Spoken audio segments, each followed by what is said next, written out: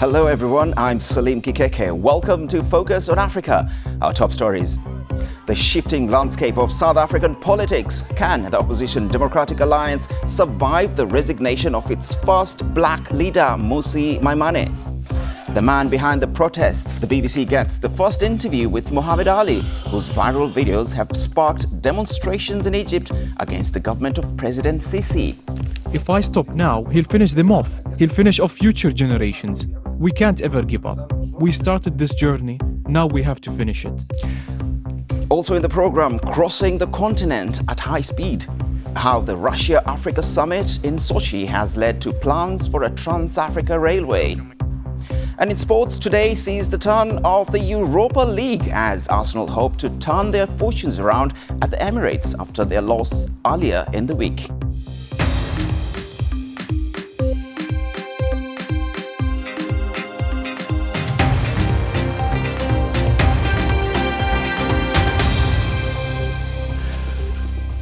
Thank you for joining us on Focus on Africa from BBC World News. Could the landscape of South African politics be experiencing a major shift?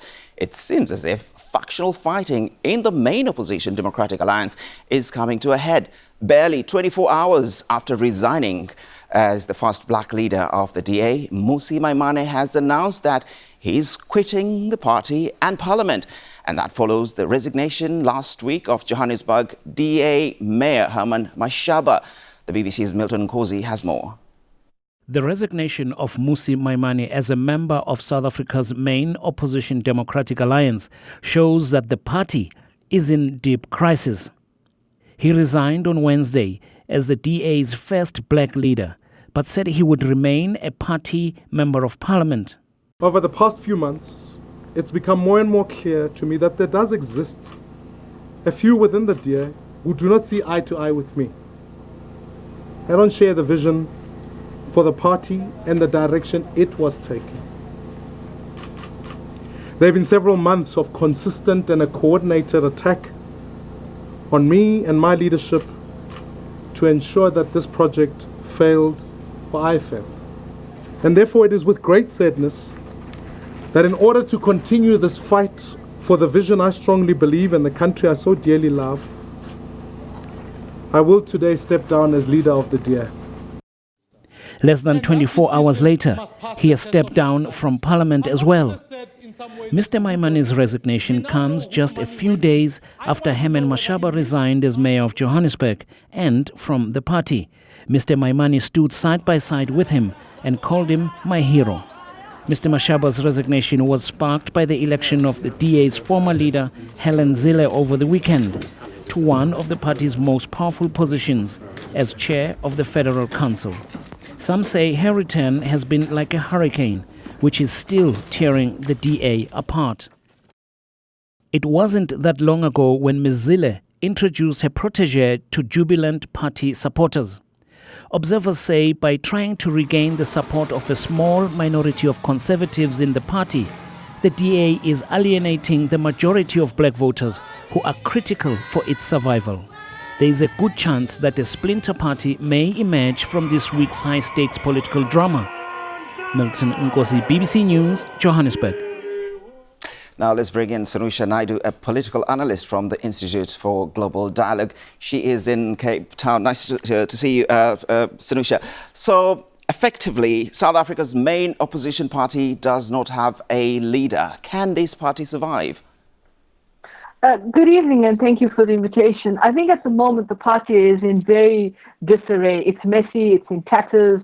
At the moment there's no leader, but of course, the federal chairperson who was elected on Sunday, the former Premier of the Western Cape and former leader of the DA, who anointed Mmusi Maimane as a successor to her, Helen Zille, had indicated that on the 17th of November, they're going to have a discussion and elect an interim leader for the party. But what is critical at this point is that the party now sits in the context where they have to effectively also nominate and elect a chief whip for parliament, because by the mere fact that Mr. Maimane has resigned as MP of the party and as party leader in the parliament, he is now no longer a part of the political landscape of the country in both the legislature, and so the chief whip position falls away, because that was what he had created and nominated for in the context of the way in which the political processes unfold. So at this point in time, I think the party is sitting both with a critical dimension, a critical crisis in terms of the leadership, who's going to become the next leader of the party in the interim phase, and then they go to the Congress in 2020. But at the same time, who's going to be the party leader, which at the moment is interim again by Laurent. I think there's an interim person at the moment that's standing in, but that does mean that they have to have a chief whip as well. Did Mr. Maimane's resignation come as a surprise? For me personally, no. I think these tensions have been bubbling under for a while. If you are surveying the landscape both within the party and outside the party, given the fact that he had taken the initiative to initiate the report around the whole question of the performance of the DA in the last national election in 2019, May, you would see that he took the initiative and the onus.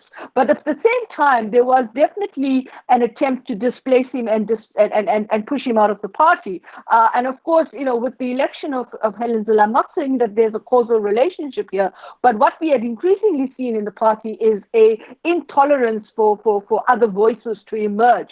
And in particular, if you go back and think about the way in which the party also dealt with Patricia de Lille, who was also under this kind of cloud of controversy of whether she was effective, questions of governance, questions of her credibility. And Mr. Maimane sat on the other side of the bench in that respect. And so, given what had happened in the outcome of the election, it was very easy to see how this could be used as the kind of catalyst to try and say, well, he takes responsibility, he lost the party vote, they did really badly in this election. And many so thanks, therefore, Sinisha. We're really running out of time. Many thanks, and thanks for that insight, Sinisha, there in Cape Town. Now, BBC Arabic has gained the first TV interview with an Egyptian whistleblower whose viral videos have sparked rare anti-government protests. Businessman and actor Muhammad Ali has accused President Abdel Fattah al-Sisi and others in his circle of widespread corruption. So, what do we know about Mr. Ali? Well, he is the former owner of a private contracting business that has a history of working on projects for the Egyptian military. He's also appeared in a few Egyptian films. He claims that he's owed millions by the Sisi regime and that corruption is covering up the funds. Allegations President Sisi denies. He is 45 years old and is currently living in self-imposed exile in Spain. BBC Arabic's Rasha Kandil met with Ali in Barcelona, where he now lives. Last month in Egypt, scenes that would have been unthinkable just a few weeks before. Hundreds of people took to the streets, including the iconic Tahrir Square, to demand the removal of strongman President Abdel Fattah al-Sisi. The spark for the protests came from an unlikely source: this Egyptian actor and businessman based in Barcelona. Muhammad Ali worked as a contractor for the Egyptian army for 15 years, making millions of dollars in the process. But last month, he began releasing Facebook videos saying that he was owed millions by the Egyptian government and accusing President Sisi of corruption on a massive scale. The videos struck a nerve, racking up millions of views and making him the unlikely leader of a new protest movement. He says he's now one of Egypt's most wanted men. Even though he's now in Barcelona, Muhammad Ali still fears for his own safety. He says that he cannot walk around the streets here in daylight. But he agreed to give us his first TV interview to explain about his campaign and the circumstances he lives under now. When I began working with the army, I didn't know there was corruption. When did I begin to realize there was corruption? When Abdel Fattah al-Sisi became the defense minister. Mr. Ali has accused President Sisi of building opulent palaces for himself and his family using Egyptian state funds. Sisi himself responded, saying the allegations were slanderous and untrue. هو انتوا فاكرين لما تتكلموا بالباطل Do you think when you lie, I get scared?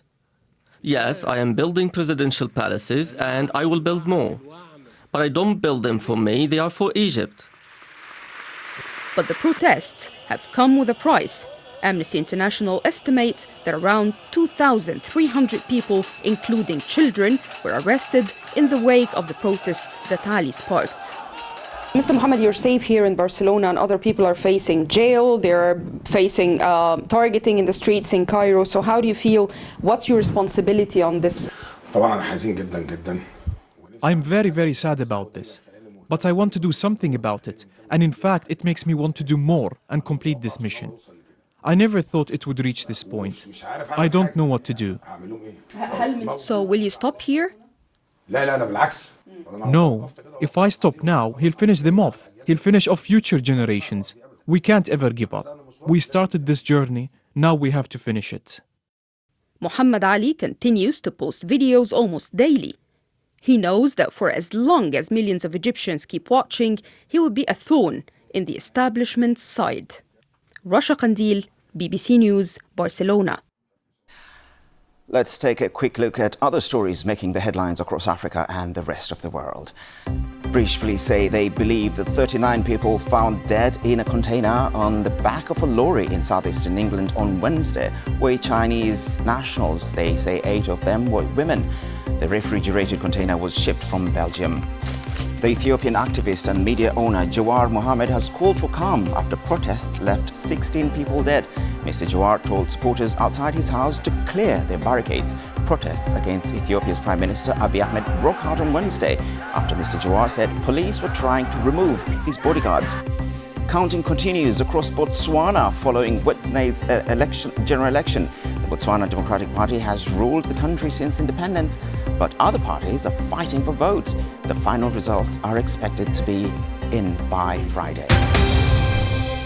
This is Focus on Africa from BBC World News. Still to come, we catch up with former France rugby captain Sage Betson about how his academy in Cameroon, where he was born, is helping to shape future stars.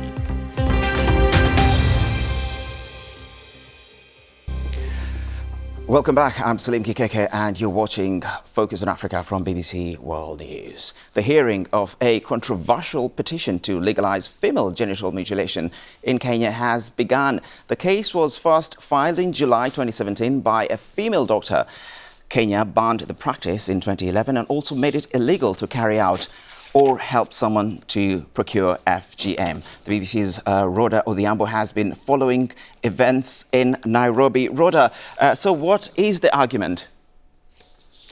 So what happened today is that the 3-judge bench that had been put in place to hear the case started hearing the case today, and they had the petitioner, who is Dr.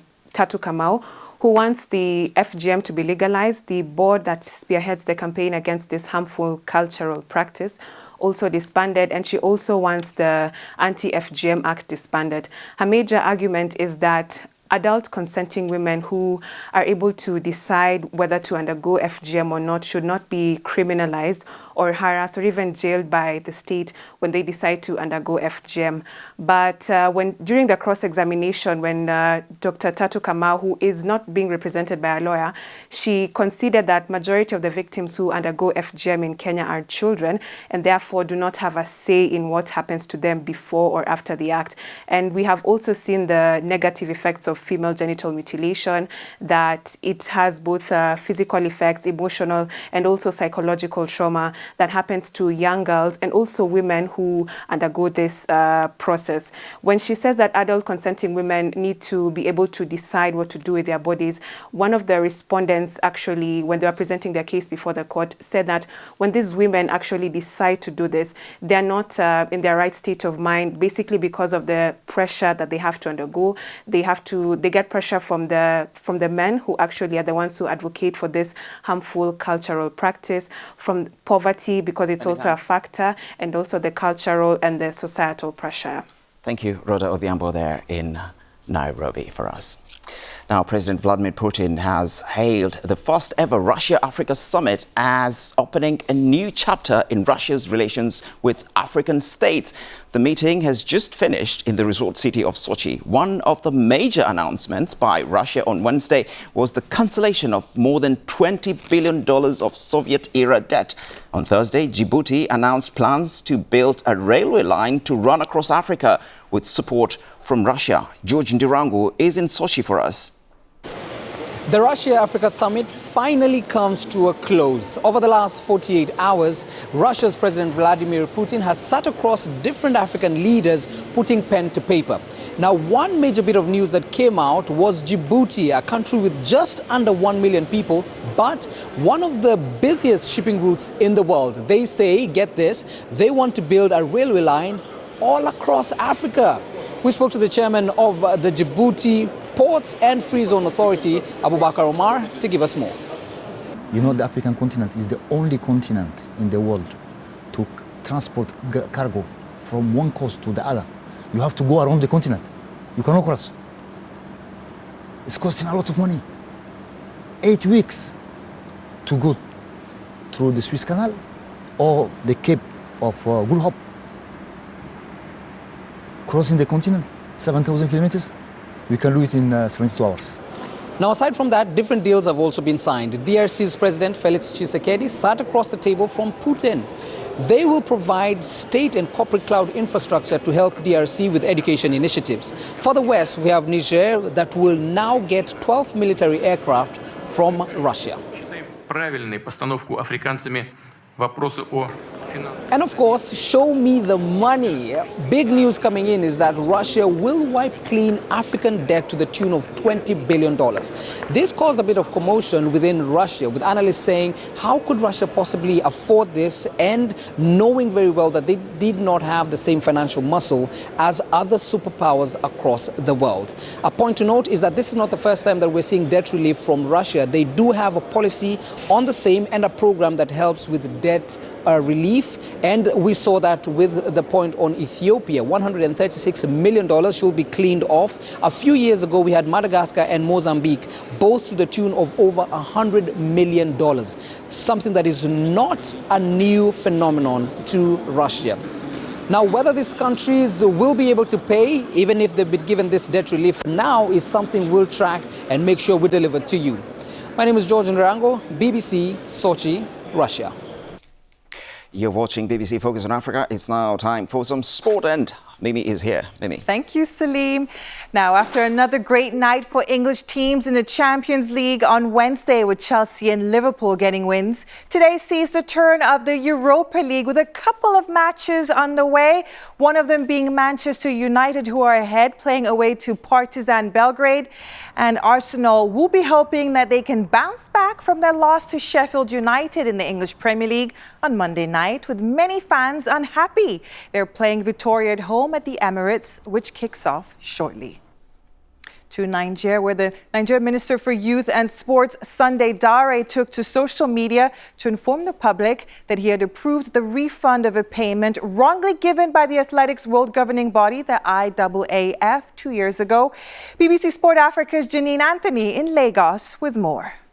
In May 2017, the IAAF mistakenly transferred $150,000 instead of $15,000 to Nigeria, which is an annual grant to its member nations. The federation were notified of that excess payment, but after failed promises of sending the money back, the IAAF in May 2019 issued a 2-week ultimatum where Nigeria, of course, ran the risk of facing sanctions. That deadline was met, and now the minister has mentioned that the $65,000 have been sent to ensure that everything is back on the right path. And while Nigerians can now breathe a sigh of relief, they slowly believe that faith is being restored to one of Nigeria's most successful sports. And finally, Serge Betsen spent the first 9 years of his life in Cameroon, a football-mad nation, only to become captain of rugby-loving France. Here he talks about his academy back home in Africa, which he opened to spread the gospel of rugby, only to realize that health and education were bigger priorities. BBC Sport Africa's Victoire Ayoum with more.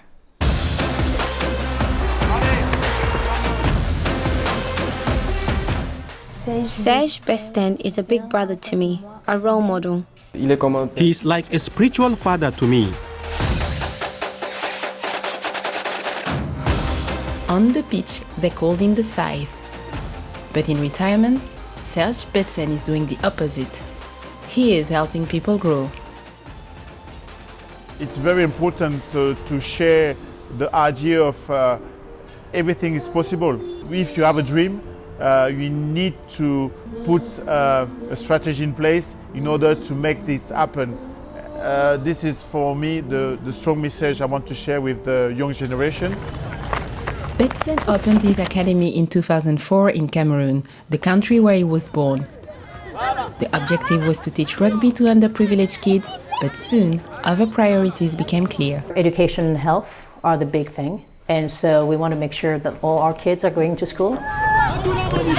The Serge Besten Academy has 5 centers in different regions of the country, but they all carry the same values. It's an approach that is helping those lucky enough to attend the academy, some of whom have had difficult childhoods. I came here with a lot of problems, and thanks to the management, I've been able to overcome some of my problems. Cameroon is famous for football, not rugby. But despite this, Besten rose to become captain of Rugby Mad France, and is keen that the academy's pupils learn to be prepared for whatever life may throw at them. Great to see him trying to grow rugby in Cameroon. That's all the sports. Celine, back to you. Many thanks, Mimi. Now, the songs of Raja Meziane have become the soundtrack of Algerian street protesters. She had to emigrate to the Czech Republic because her protest songs were causing her problems with the Algerian government. Even so, millions of Algerians have been listening to her songs online. When I used to offer my songs, I was turned down because most of them were political. I was told this doesn't sell.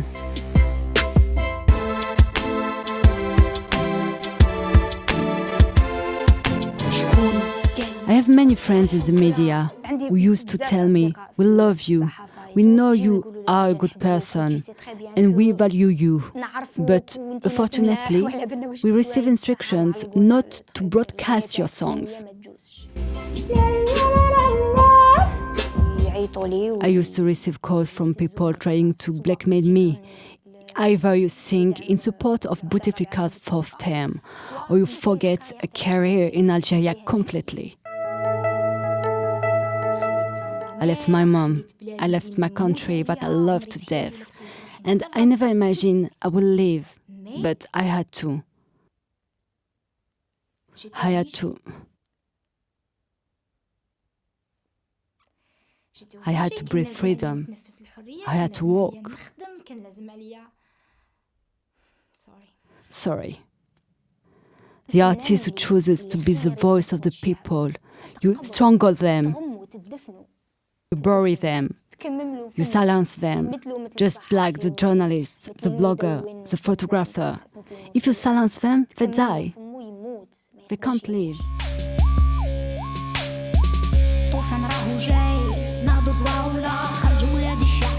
I didn't make this song about the popular movements, but to be part of the popular movements. Sadly, we can't go back to our country, but we are here. We are with you.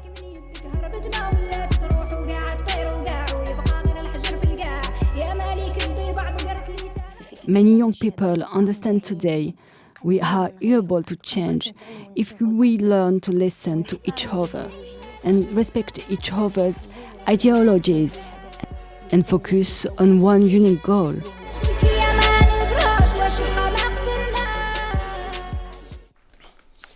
That's Raja. She was part of BBC's 100 Women season. Well, don't forget you can get in touch with me and some of the team on social media. I'm at Salim, S-A-L-Y-M. That's it from me and the team. Goodbye.